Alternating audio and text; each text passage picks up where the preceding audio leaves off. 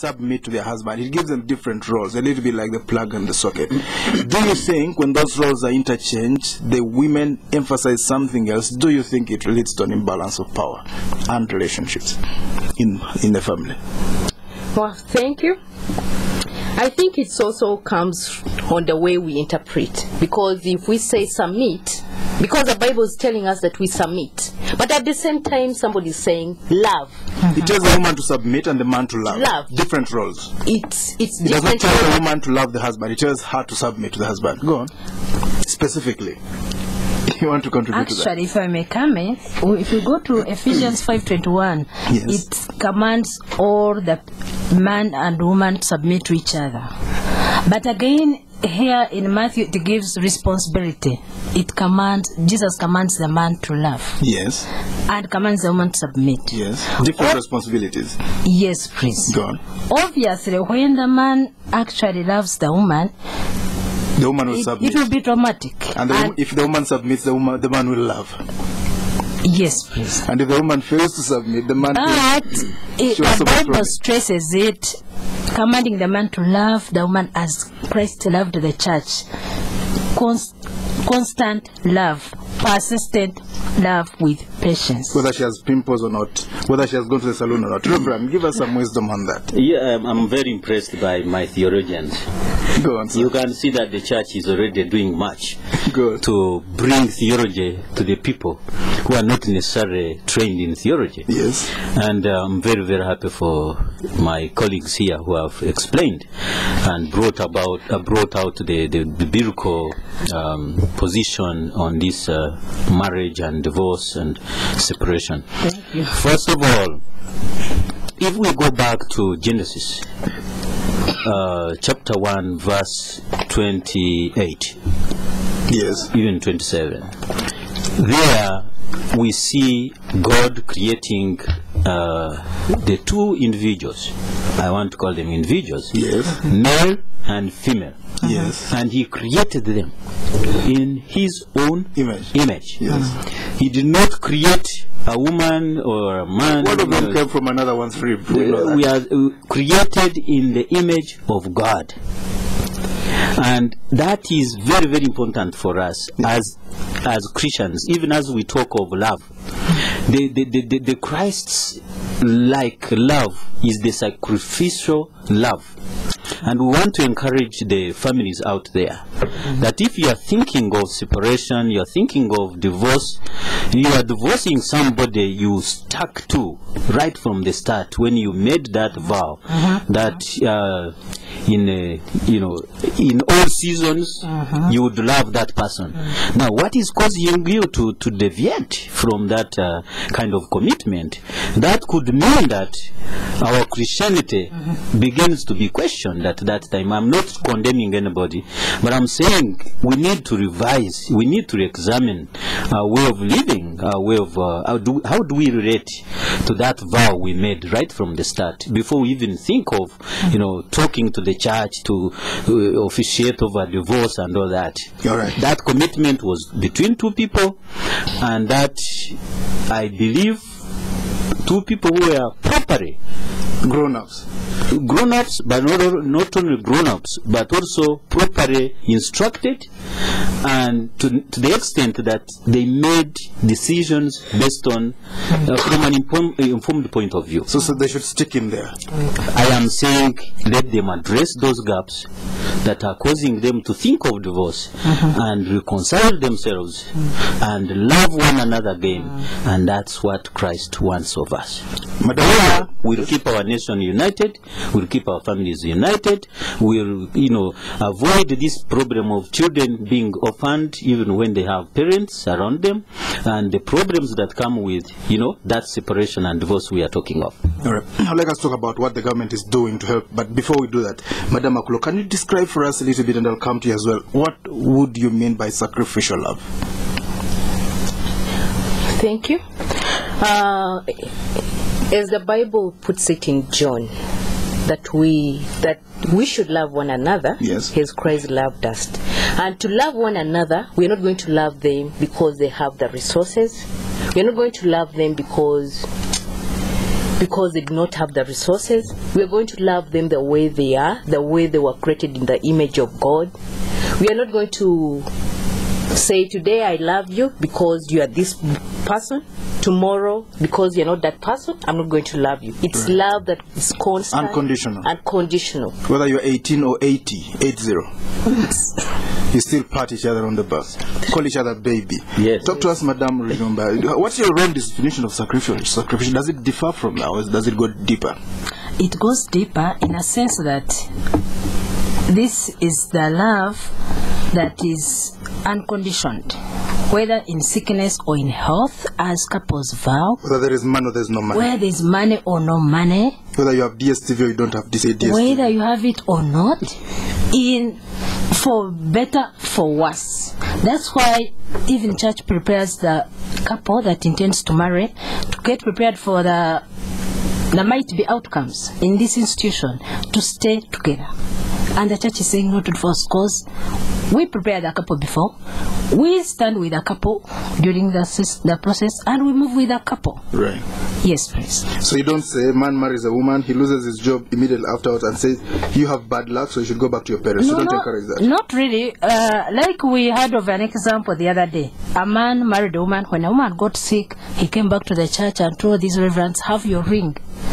Because the woman is sickly. The reverends asked the man, you made a vow in sickness and in health. Yes. This man said, if I wanted a sick woman, I would have gone to Mengo Hospital or Marago Hospital. Showing that he had not really prepared himself for the outcome. Right. He was not ready to love his wife unconditionally. Exactly. Reverend, has the government done enough to help families stay together? Well, I think the government is trying to do their best. I'm not going to go there because what I know best is the church. Yes. Whatever we do is meant to augment what the government is doing already. Mm-hmm. The government, of course, has put in place policies as a framework for everybody to come in and ensure protection of these families and family members. So I want to commend the government of Uganda, for instance. The policies that we have today have created a very good environment for the necessary interventions around fighting and discouraging this gender-based violence, for instance. And I think the government is doing much to ensure that everybody has an opportunity, equal opportunity. Look at the government policy on education, where everybody is welcome, and even employment. I don't think the government has any policy anywhere that discriminates anybody based on gender. Okay. So I would say the government is doing what it is supposed to do. It is upon the society to translate these policies into real life issues so that they can make this society a better society. All right. Let's look at the marriage and divorce bill. Is that something Church of Uganda supports? Well, there are parts that we don't support. Like this divorce, of course, we have already clearly. You don't support it. The church stand is clear. We don't agree with that divorce kind of clause provision. Ours is we have a different approach to that. We are saying, can these people be helped so that they reconsider their relationship and they stick to what they went out to do. All right. Before we hear from the listeners, Madam Akullo, the 16 days of activism, why would the Church of Uganda get involved in things like this? Give us the perspective and the philosophy behind your involvement as Church of Uganda. Thank you so much. The 16 days of activism is a day that is set. It covers the date. It's between 25th November to 10th December. That is celebrated world over, and Church of Uganda is a stakeholder in this. And as we say, the church is committed in the fight against gender-based violence. It comes from right from the top, as we have a resolution by her House of Bishop that the church is committed to the fight. So it's in this that the church is working with the other stakeholders in this area. In our commitment, we are saying as a church, we are breaking the silence against gender-based violence, and this is part of the things that we are doing during this campaign. We are saying the Church of Uganda, we recognize that gender-based violence is a challenge and that needs to be addressed by the church. Right. That we need to work with our stakeholders. We advocate for modification of cultural practices, for positive interpretation of the scripture teaching and values that perpetuate gender-based violence, and promote counseling support to individuals, families that are affected by gender-based violence. All right. So as a church, we celebrate this. We commemorate this because we are stakeholder in this country, and we have our followers that are over 11 million in Uganda. So we work towards promoting the rights of this people. Madam Rujumba, Yeah. the 16 days of activism, you would like to add something to that philosophy of the church? Yes, please. Actually, on 15th November, one of the resolutions by the Church of Uganda was resolution number 2 was responding and advocating against gender-based violence. And among the key points is breaking the silence. Our intention is to break the silence on gender-based violence among women, men, and young people, intending to unite, intending to marry. Yes. We recognize that gender-based violence is one of the challenges that need to be addressed, and it's better addressed by the church. All right. We believe that as key prayers. All right. Then, to add on that, we would like to see gender-based violence being mainstreamed in the mission of all the pastoral work of all the church work. The Church of Uganda. Well, let's hear from the listeners right now. You can call in now on numbers. Tonight our topic is the church condoning gender-based violence. What is it doing about this vice, which is now rampant in society? You can call in now on numbers 0414-348-111. 0312-260-390, 0312-261-390. When you call in, tell us your name and where you're calling from, but you can also send a text message. What you do is type the word Spectrum, leave a space, message, question or comment, send it to 7197. Spectrum, hello? Good evening. Good evening to you. Your name? I greet the Reverend Mugarura and the team from Namrende. Yes, your name again? My name is Akullo. Yes, sir. Yeah, first of all, I'm very, very happy that the church has taken this direction. Church of Uganda. As a member of that church, I'm from St. John's Church in Quebec. I'm really extremely happy because gender-based violence is in Uganda. And do you remember Edmond? I think it was Monday. 2 days, I think yesterday when we discussed gender-based violence, we talked about. And one of the recommendations that were given by a number of scholars was that the churches, the leaders at all various levels should take up this matter, including the leadership in government, and I think the minister was also recommending the East Africa as a region, the leadership. But for church to take this cause, it's very, very healthy, because when you marry, one thing I'm happy about the Church of Uganda is that there are a lot of counseling, and those who are actually agree with me when we are in the Mother's Union, Father's Union, a lot of lessons are learned from there. Right. I want them to expand it so that these things goes down even to the young people. Okay. expand the program to younger people, among other things. Thank you very much indeed, Mr. Spectrum, hello? Hello? Yes, sir, your name? Johnny Stephen calling from Kazo. Yes. I just want to comment on the priests, especially those who give counseling to their couples before they get married. I think the church has to intensify on that issue, because we've seen many couples breaking up within a short while, and really the church has to come up strongly to analyze the issues, to counsel them seriously, so that people don't break up their marriages as soon as they have just gotten married. I have just an example of a couple that actually broke their relationship within just a year, and claiming that the lady wanted material gains. They wanted to separate to have 50% share of the property. So please, the church, I'm urging the church to come up strongly and advise the couples on that issue. Thank you. Spectrum, hello? Hello? Hello? Yes, sir, your name? I'm Andrew calling. We can hardly hear you. I'm Andrew calling from there. Andrew in Entebbe? Andrew, we can hardly hear you. Can you speak out a little louder? Yes, I'm trying at least my best to be louder. I'm saying... Hello? Hello? Go on. Okay, I'm saying, could be we are going against the teaching of Jesus, who does not allow making a vow in the church.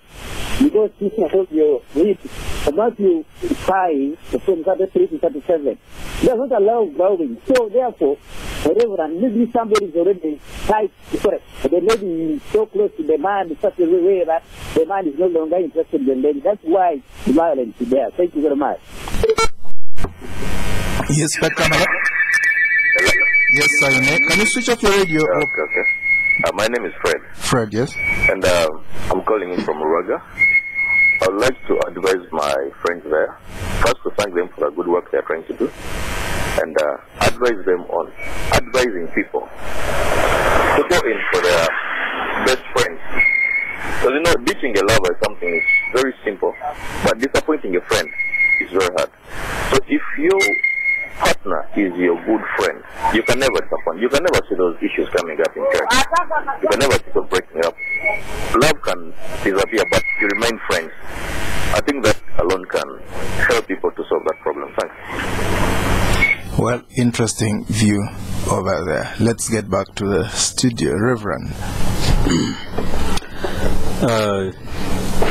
Thank you, callers, and you have highlighted very important issues. I'll begin with the first one from the gentleman. I didn't get the church properly, but you talked of the need to expand the counseling services to young people. And I agree with you, my brother, that we need to have this counseling to young people, because the society today, the way we see it, is that actually I've been saying that young people could be having more problems than the adults today. So they need guidance, they need a lot of guidance, they need a lot of protection, they need a lot of knowledge around how they must live their lives, and definitely this will spill into getting the right partners when the time is ripe enough. So I agree with you, my brother, and I promise you that, and I want to encourage you that to know that the church is already out there. For instance, with the support from our partners, the United Nations Population Fund, including UNICEF, they are already out there supporting the church to reach out to the young people, to provide security, to ensure that they are learning, they are going to school and they are retained there, to ensure that their health is catered for. So we are doing that, but in terms of counseling, I think we need to do more counseling. Like I agree with you, we need to incorporate all these programs, counseling into all these programs, so that we reach out to our young people. Then I'll leave my colleagues to answer the other questions. Okay. Madam Rujumba, would you like to kick off? I would like to respond to expanding the program among the young people. We are doing that. There are youth camps, there are youth groups in churches, though we appreciate that there's need for a wider approach. We need a wider approach. That's why we are doing this awareness campaign. We'll need more people, as all stakeholders are responsible for bringing down gender-based violence, to be part of this. As we teach to people, as we talk to married people, we also encourage families, parents to talk to their children, beginning right away from their homes. Thank you. Madam Akullo. Yes, thank you very much. I think as the church, we are really committed to this cause. We are committed in that we have a policy on peace and social justice, and it highlights some of these issues and how we are going to, it's a framework that helps us deal with some of this problem. We also have a draft gender policy that will go a long way in ensuring that issues of gender are addressed from within families and in the community. And even among young people, we intend to expand on our program to include the senior women teachers in our church-funded school, so that they're able to help the young people when they're still young, so that when they grow as adults, they're able to appreciate issues of gender, they're able to respect and love their partners. Thank you so much. Maybe before we come back to you, Reverend, Madam Rujumba, do you think it helps for someone to marry their best friend, or is it? I strongly believe in that. As one of the listeners has, Stephen. But a man might see a pretty girl, dimples with her in her cheeks, she speaks nicely, and he says he can't wait to be friends with her. Oh, thank you. As one of the listeners has pointed out, I strongly believe also that when you get married to your close friend, you tend to stick together. It works better. You will love, she will submit. And talking about the physical appearance, the dimples, what you're talking about, the smiles, as we do this counseling, we encourage the intended couple to take their time to understand each other. To look beyond the dimples. To look beyond the dimples. To get to know when this person gets annoyed, what is the reaction? How do they bring themselves down? Am I able to stand it? Can I help the person to come down? She could have dimples, but she could be a big problem. Exactly. When you get together. Reverend. Thank you very much. We have a saying in our language that Oshwera Abuza. Oh, what's that? That means that when you are going into marriage, you really have to consult enough so that you don't just go in emotionally. You have to know the kind of person you are taking on, the family background, and so that at the end of the day, when you take on this individual to be your marriage partner, there's no regret. There is no regret. You have all round, consulted, and you are convinced beyond doubt that this is the right partner. So I agree with you. Through that process, there is that kind of love that comes in, not because you are rich, not because of material gain, like Stephen mentioned. It is the materialism today that is killing us. Right. Someone will marry somebody because that guy or that woman has resources, yes, and that kind of partnership, that kind of relationship doesn't last. Right. It will last coincident. I mean, it would be by accident if this relationship based on materialism will last. But we encourage people to marry individuals based on love, and the rest will be added on. There's a saying in my mother language that a woman, you look at a woman humbling herself so much, they say she's humbling herself like the bride that will be a really querulous bride. Maybe we'll talk about that another time. But there's a question that came in, Reverend. He says, Spectrum, what advice do you give in relation to financial and property challenges as a cause of gender-based violence? That is Hosea Inset. Good. Hosea, thank you very much for that insight, and definitely I hinted on it. This is something that is challenging us today, whereby marriage is looked at as though it is about material gain. It is about what you have that will keep you together. If you don't have a car, then you are not a husband to this wife. What kind of man are you? If you cannot take this lady to the beach, maybe every weekend, then you are not you are not a full man, and the other way around. So we are as a church, and as an eye and a voice for the society, we want to encourage our people to know that marriage is about love, is about agreeing on how you want to live your life, right? And you stick to that, and you enjoy your life and enjoy it like Jesus said.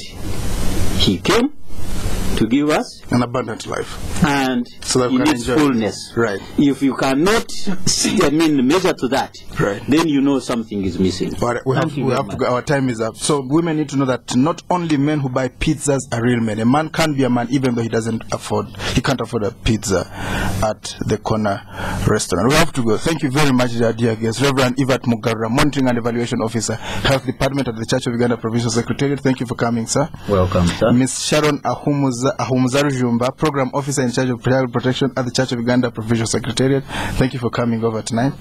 Miss Robinah, Akullo, Program Officer, Peace and Human Rights in the Planning, Development and Rehabilitation Department at the Provincial Secretariat of Church of Uganda. Thank you for coming tonight. Thank you for tuning in. I've been your host, Edmond Kizito. Spectrum will return tomorrow. Up next, there is the news in English. Free internet access for everyone. Join the revolution. Start browsing instantly with your internet-enabled phone.